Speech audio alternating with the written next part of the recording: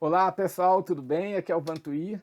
Hoje eu estou passando para a gente falar sobre o segundo vídeo, né? A segunda parte do vídeo que a gente fez na live sobre desenvolvimento e trabalho em equipe, junto com o Vinícius, Guilherme e o Leonardo Braga, dois respeitados profissionais nessa área e que conhecem muito sobre esse trabalho em equipe. E a gente fez uma live no LinkedIn no último dia 15 e eu estou fazendo então 3 vídeos sobre esse assunto e eu gostaria que você visse lá, muito legal, acompanhe conosco e também dá seu like, comentários e escreva para a gente que a gente tem o maior interesse em conversar sobre esse tema, tá bom?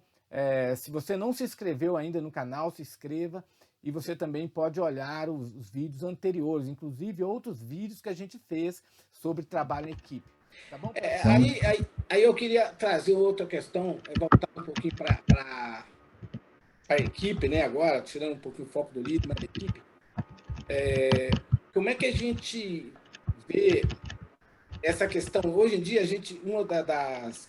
Eu estava vendo outro dia num artigo do Fórum Mundial, Econômico Mundial, e eles têm um relatório, depois se vocês quiserem ver, eles têm um relatório que eles lançam a cada 2 anos sobre educação e sobre Uhum, e aí eles tentam identificar quais são os profissionais de futuro, algo assim. Então, quais profissões que eles acham que vão sumir, quais profissões que vão aparecer e por aí vai. uhum, E eles fazem isso no mundo inteiro. Então, eles mandam o questionário para o Brasil, o Brasil fala quais são as profissões que eles acham que vão sumir, quais vão aparecer, quais são as características mais importantes, quais que não são. Então, uma das coisas que aparece muito é a questão da inteligência emocional, aparece assim muito.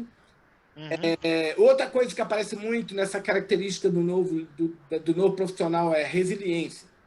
uhum, Outros aparecem também a questão de resolução de problemas, uhum. né? A capacidade da pessoa tem. Então, tem uns 3 ou 4 lá que, para alguns países, um pouco mais, ali na primeira e tal, mas esses eu observo que sempre aparecem. Daí eu fiquei pensando o seguinte: como é que você entende, você assim, consegue perceber assim, a questão da resiliência, ou seja, da capacidade de absorver os impactos dos problemas no dia a dia pela equipe e continuar trabalhando em prol do resultado final? Ou seja, você pega um grupo, por exemplo, que vai para subir o Everest. Um cara machuca, outro desce, outro e tal. E assim, começa a acontecer muito percalço.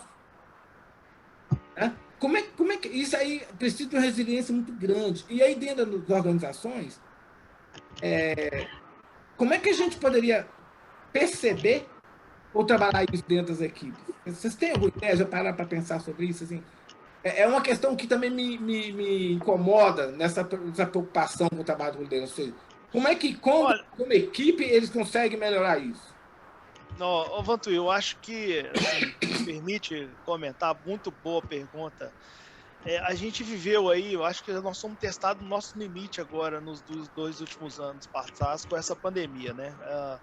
A gente nunca esperava viver um problema igual esse que a gente viveu, Verdade. e eu acho que, assim, tirou de tudo de nós, tudo de bom e tudo que a gente tinha para poder entregar nesse ponto, né? Então, quando a gente fala um pouco desse que você falou de, quer dizer, solução de problema, eu vejo muitas das vezes você consegue planejar, e o bom planejamento, ele vai te trazer aí um resultado positivo. E quando você falha alguma coisa desse planejamento, aparece alguma coisa totalmente nova e desconhecida, como essa pandemia, você tem que ter um propósito. Eu acho que o propósito tem que estar muito claro desse time. Você tem que ter um propósito daquilo ali, e sempre que você tiver alguma dificuldade, você voltar naquele propósito ali e falar, pô, nós estamos realmente caminhando para atingir o propósito que a gente tem daquela equipe. Então, eu com o meu time, quando aconteceu a pandemia, chegou a pandemia, eu reuni, fiz reuniões com o meu time sábado, domingo e tal, todo mundo muito preocupado. Onde você ia, você não tinha informação, o que está acontecendo, qual é e tal. E aí eu perguntei ao meu time, e aí, o que nós vamos fazer? Eu não sei. Eu falei, e aí, eu não sei, o que nós vamos fazer? E aí a gente definiu ali um propósito, quer dizer, esse propósito tinha 3 coisas.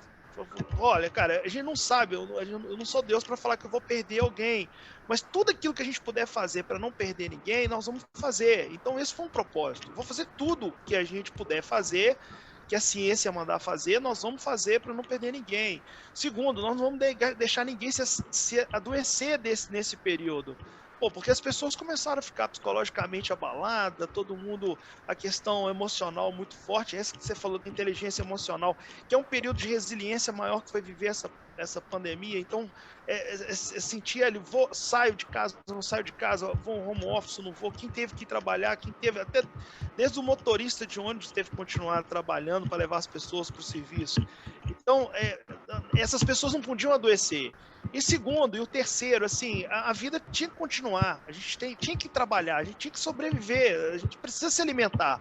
Não adianta também, tudo bem, eu parar tudo, mas e o alimento? Como é que a gente faz? Então, quando você tem, e aí você senta, reflete nisso na equipe, e fala assim, cara, os propósitos são esses, vamos, eu acho que dá. No meu caso específico, na minha experiência específica, de 1.500 pessoas, cara, nós não perdemos ninguém. Aí foi uma questão divina também, teve pessoas que foram para UTI, ficaram internadas, graças a Deus, com muita oração, todo mundo conseguiu voltar, está bem, mas o propósito tem claro. E aí eu acho que o que sustentou essa equipe, esse time durante esse período, foi quando a gente sentou e definiu esse propósito, né? E construiu isso junto, né? Então, tem muitos livros que falam aí sobre propósitos, né? Então, essa leitura, se alimentar disso sempre é muito bom. E complementando o que você falou, Léo, eu tenho dois casos, né, de situações aqui que eu experienciei aqui, né? Eu vou tomar a liberdade aqui de falar primeiro o nome dessas pessoas, né, com quem eu trabalhei. E uma delas, o Fernando, ele foi mudado de área e estava bastante preocupado com a situação, uma vez que ele não tinha experiência nenhuma na nova atividade, estava sendo muito pressionado pela liderança dele, né, liderança formal, que ele precisava mostrar resultado. E ele, coincidentemente, né, ele veio trabalhar, né, fazendo par comigo, ele na área dele, eu na minha, a gente no mesmo projeto. E aí eu fui mostrando para ele, né,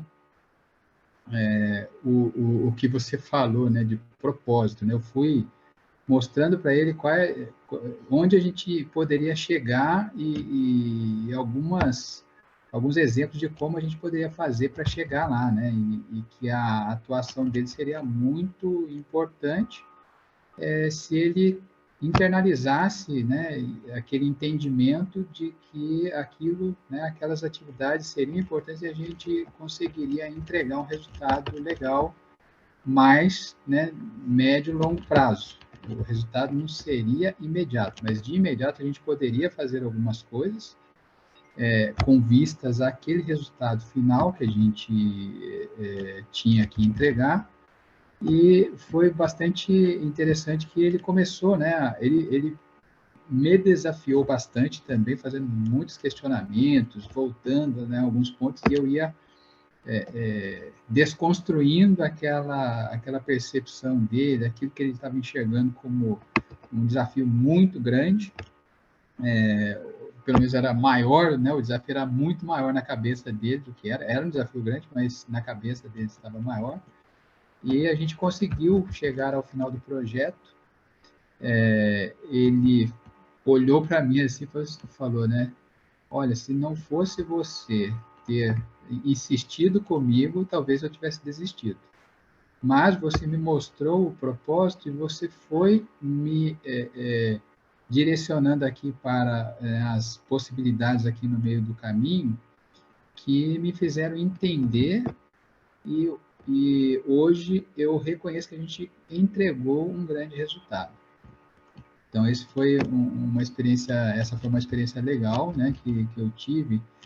E para comentar essa questão da resiliência, né, que precisa de um propósito, né, senão as pessoas têm isso dentro delas, né, elas têm resiliência.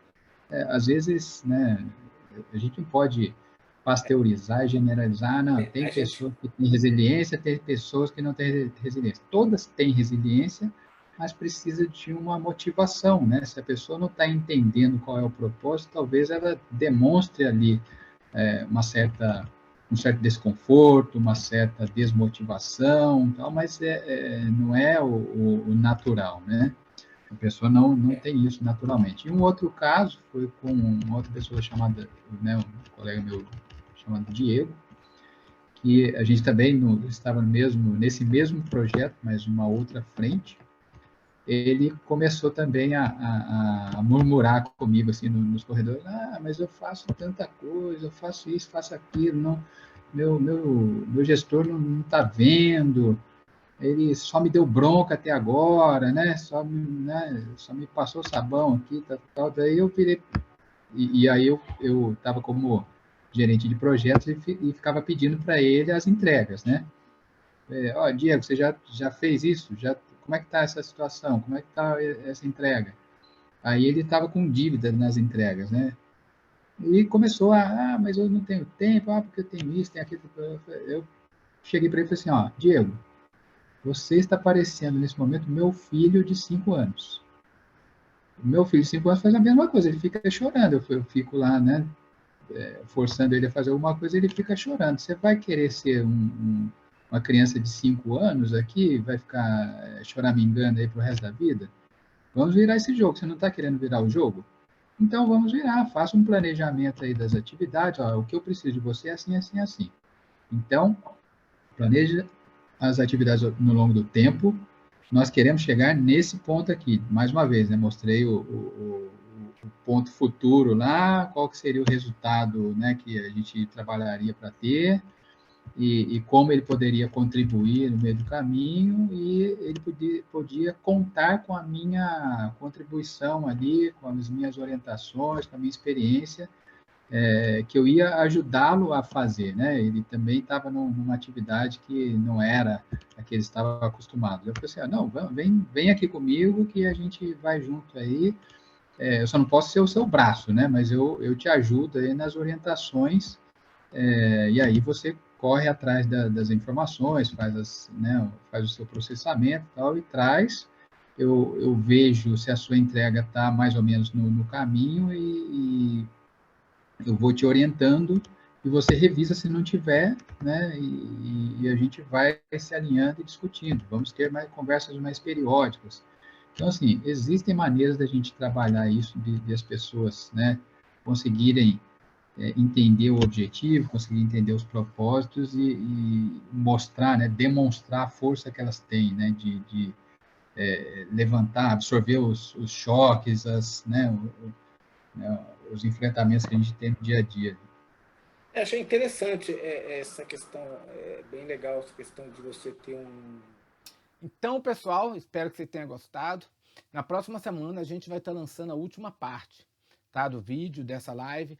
E eu queria te convidar, né, a dar seu like e participar aí do grupo, né, e se inscrever. Mas outra coisa importante, se você quiser fazer alguma sugestão de vídeos ou coisas que você gostaria de ver a gente comentando, ou lives a respeito de liderança, entre em contato conosco através do nosso canal, tá bom? Grande abraço, a gente se vê, até mais!